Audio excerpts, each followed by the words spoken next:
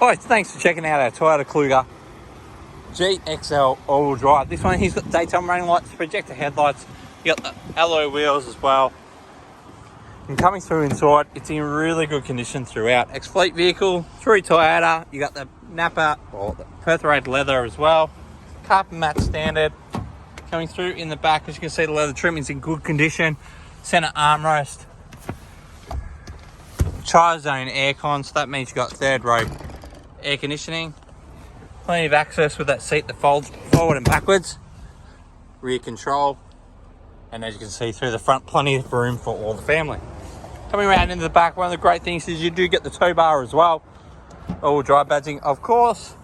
Plenty of room to the back with storage just underneath here as well. And split fold seats in the third row. Coming through down the side and into inside, you get full electric driver's seat as well. Push button start, being that it is a GXL. Cruise control, plenty of room throughout, and you do get some great features like your reverse camera as well, dual zone climate control, and into the third row. Plenty of storage with your diff locks and your heated front seats as well. We look forward to speaking soon.